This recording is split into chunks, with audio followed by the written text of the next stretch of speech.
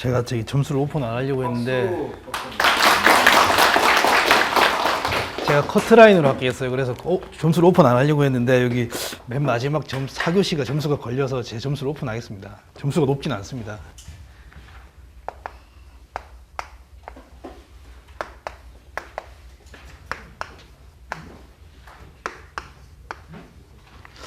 이게 지금 교수님도 이야기하셨듯이 제 생각인데 이 4교시가 점수가 튀더라고요. 제가 4교시를 더 잘 쓴 게 아니에요. 이분도 4교시 점수가 튀는데 이게 왠지 그 합격자 수에 맞춰서 교시 조정을 한 것 같아요. 그게 4교시인 것 같고 아마 4교시까지 시험 친 사람들 고생했다고 4교시에서 점수를 좀 올려서 합격자 수를 맞춘 것 같아요. 그래서 혹시라도 시험 치실 때 4교시까지 끝까지 남으셔서 시험 쳤으면 하는 바람으로 제 점수를 공개한 거. 제가 이게 60.9점이더라고요. 겨우 커트라인을 합격했습니다. 저는 작년 11월에 학원 접수했어요. 그래서 솔직히 공부를 하다가 그냥 이게 된 거라 가지고 토목 시공이 원래 있었기 때문에 토목 시공을 제가 2010년도에 합격했어요. 그리고 10년 이상을 손 놓고 있다가 주변에 고참이 그 기술사 안전기술사 하시는 거 보고 저도 따라하게 됐거든요.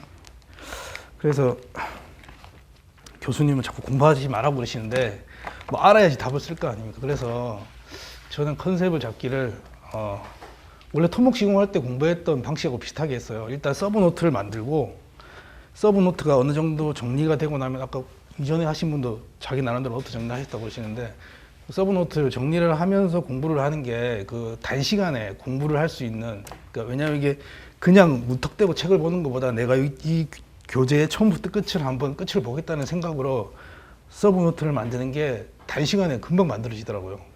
그래서 서브노트 만들고 이 서브노트의 목표는 그 1교시 문제 같은 경우에 한 8줄 정도 쓰는 걸 목표로 잡았고요.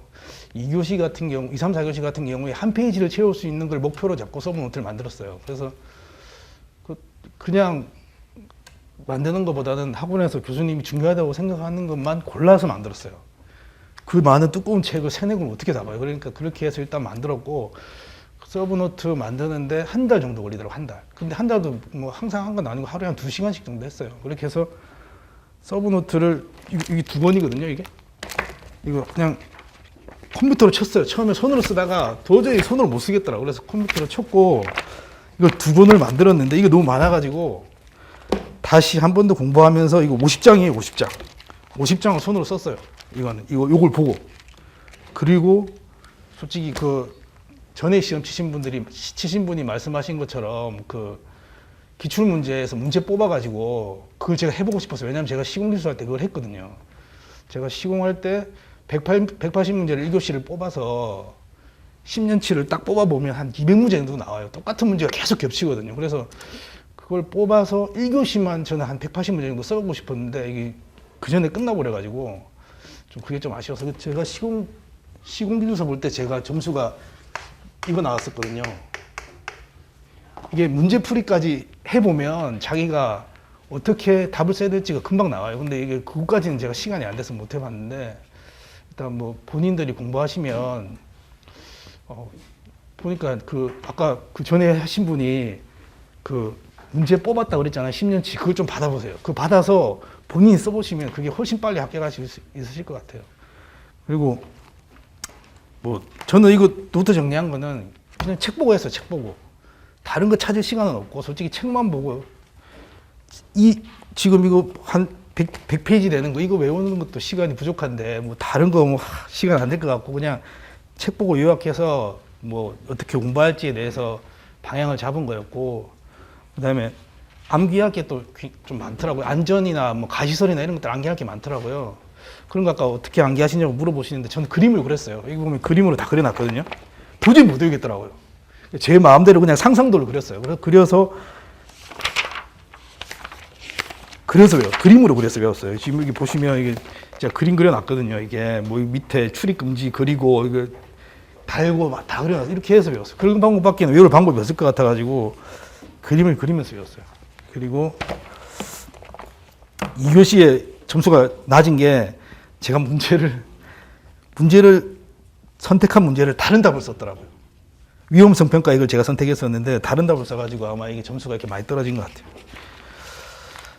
그리고 토목 저는 토목 전공인데 토목 비전공자분 아까 공부 어떻게 하시냐고 물어보시던데 토목 비전공자분은 제가 보기에는 그 기출 문제 뽑아가지고 그거 답 써서 그거 외우는 방법밖에 없어요. 토목 관련해서 문제가 많이 나오기 때문에 그걸 버리고 합격하기는 제가 보기 힘들 것 같고 주변에 안전하시는 분 중에 이번에 합격하신 분 있는데 그분도 얘기 들어보니까 토목 딸딸 외웠다 그러시더라고요. 근데 모의고사는 솔직히 그 우리 목요일 날 모의고사 시험 치는 날 가능하면 안 보고 자기가 쓰는 노력을 많이 하는 게 훨씬 도움이 될 것 같아요. 그렇게 하면은 뭐 충분히 제가 보기에는 다들 합격하실 것 같고 그 교수님 개요 쓰는 법 얘기하시는데 뭐 2, 3, 4교시는 저는 개요가 제일 중요하다고 생각하거든요. 왜냐하면 교수님은 뭐 개요는 그냥 쓰면 되지라고 생각했는데 저는 원래 토목 시공할 때도 저는 개요가 중요하다고 생각해서 왜냐하면 그 문제를 이게 5번 문제네 하고 딱 보면 문제 밑에 개요가 보이니까 개요를 얼만큼 성의껏 썼는지도 한번 볼 것 같더라고요. 그래서 저는 개요는 항상 제일 나중에 써요. 2페이지, 3페이지 다 쓰고 나서 2페이지, 3페이지에 있는 대제목을 개요에다 항상 집어넣어요. 그러면 이 사람이 개요를 읽어보면 여기 뒤에 이런 내용이 있겠네라는 걸 컨셉을 잡을 수 있으니까 그렇게 해서 저는 그래서 개요 쓸 때가 저는 솔직히 개요 쓰는 게 제일 편하더라고요. 개요 쓰는데 시간도 제일 안 걸리고 그래서 저는 개요를 제일 마지막에 써요.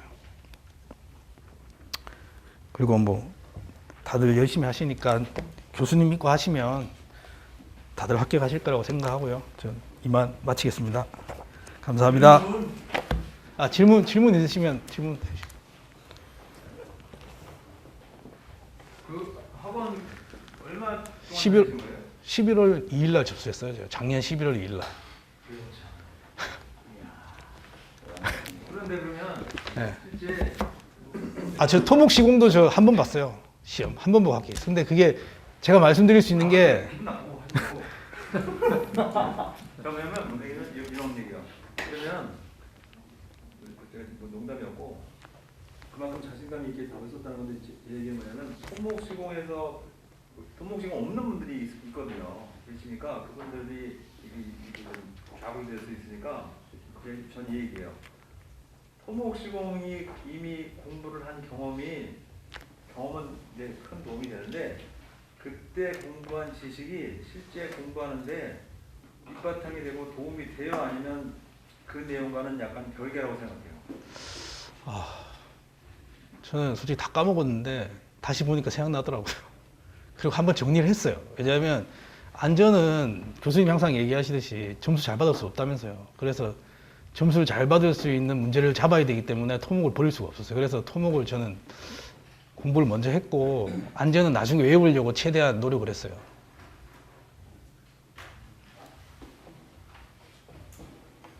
그리고 이번 시험이 토목 시공이 좀 유리한 시험이었던 것 같아요. 그래서 시험이 그렇게 문제를 풀기가 어렵지 않더라고요.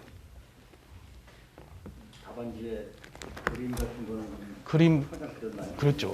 저희 서브노트에 보면 그림 많이 그려져 있어요. 이거 그냥 진짜 의미 없는 그림인데 외우려고 그린 그림들을 솔직히 심지어 뭐 그 가시설 그림도 그렸어요. 내가 외운 거를. 답안지에도 네. 어느 정도 표현을 해준 거예요. 네. 그게 맞는지는 모르겠어요. 그냥 제 상상도로 그린 거니까. 그 서브노트를 그렇게 만드시려면은 네. 시간이 좀 걸리실 것 같은데 다니시는데 공부량은 어느 정도 되시? 집에 가서 애들이랑 한 3시간, 4시간 공부한 것 같아요. 1시까지. 주말에 애들이 고등학생이니까 같이 공부하자 그러고 공부했어요. 그러니까 진짜 제가 애들보다 늦게 잤어요. 그러니까 와이프가 그러더라고. 아빠보다 늦게 자야 되는 거 아니냐 니네가. 그렇게 얘기했습니다. 드셔도 저 애들 좋았겠네요. 지금 이제 덮었더니 왜 공부 안 하냐고. 혹시 공부하시면서 그 고등학생 그 학생들하고 애기들하고 동영상 같이 본 적 있어요? 아니 제가 그 동영상을 제 방에서 봤거든요. 와이프가 뒤에서 보시더니 저 교수님 좀 이상한 말 많이 하시는데 그러시는 잠깐만. 그래서 그 고등학생 친구들이 얘기하기를 자기가 듣는 동영상하고 듣는 동영상하고 제 동영상하고 차이점이 뭐라 그래요? 그런 얘기는 안 하던데요. 왜냐하면 무슨 얘기냐면 차이점이 없어요. 예. 제가 수능할 때 그 1타 강사들이 하는 강의하고 저하고는 내용이 같아요. 저도 이제 학교 다닐 때 그때는 이제 이렇게 뭐 메가스터디즈 그런 것처럼 학원이 크게 동영상이 없었는데 저한테 배운 애들은 다 공부를 잘했어요. 내용이 거의 같아요. 흡수하고. 그러니까 앞으로 이제 뭐 혹시 관심이 있으셔도 이 소장님이 합격하신 이유도 저는 뭐냐면 이게 합격이 컨셉을 잘 잡아서 그런 거예요. 맞아요, 틀려요. 컨셉이 있어야 되거든요. 컨셉이 없으면 이건 답안지를 4교시까지 쓸 수가 없어요. 그 다음에 하나만 더 질문 드리면 1, 2, 3, 4교시에 제가 그냥 질문 드리는 거예요. 사전 그런 거 없고 1, 2, 3, 4교시 재탕이 있어요, 없어요? 3탕 4탕이었는데. 재탕이 분명히 있어요. 재탕이 없으면 이거는 할 수 없는 겁니다. 재탕이 없으면 제가 마이크 하면 재탕이 없으면 여러분이 계시는 집에 부인께서 음식을 만들 수 없어요. 만드시는 음식이 다 재탕이에요. 재탕이 없으면 그 시간 내에 요리를 할 수가 없는 거예요. 뭐만 새로 들어가냐면 두부는 재탕을 못 해요. 색깔이 변하거든. 두부는 빼버리고 다시 재탕한 거예요. 맞아요, 틀려요. 맞습니다. 답안지가 그거예요. 재탕이 없으면 점수가 나올 수가 없어요. 제가 끼어들어서 그러니까 마지막 질문 하나만 받으시고. 질문 없으면 마치도록 하겠습니다.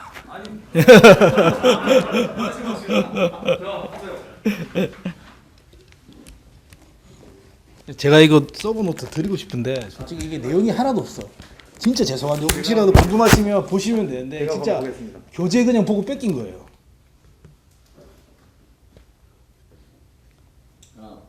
마지막 질문. 네. 괜찮네. 아 그냥 뺏긴 거라니 교재 뺏긴 거예요. 합격하시는 이런 주제. 유형의 합격 답안지도 있습니다. 우리 메인 주제 가지고 하고 MB 체하고 이제 예. 예. 아인슈타인하고 이제 피겨 이걸 네네네. 보는데 네. 지금 결국 이 내용을 뭐 이제 그대로 하지 말라고 이제 말씀하시는데 그러니까 이 내용은 근데 솔직히 기본을 따라야 되죠. 그럼요. 그 제가 얘기했잖아요. 한 문제에 8줄에서 10줄 정도는 쓸 수 있어야 돼요. 그게 있어야지 2교시 답을 채우고 2페이지 답을 채우고 1교시에 가운데를 채울 수 있죠. 그래서 그거를 뭐 다 하려니까 양이 너무 많으니까 교수님이 찍어주는 거 있잖아요. 그것만 해서 정리하시면 안 하고 어떻게 답을 써요.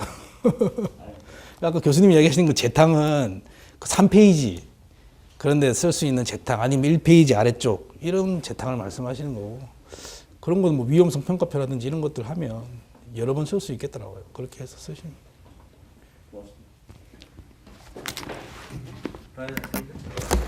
포기하지 마시고 계속 시험 보십시오.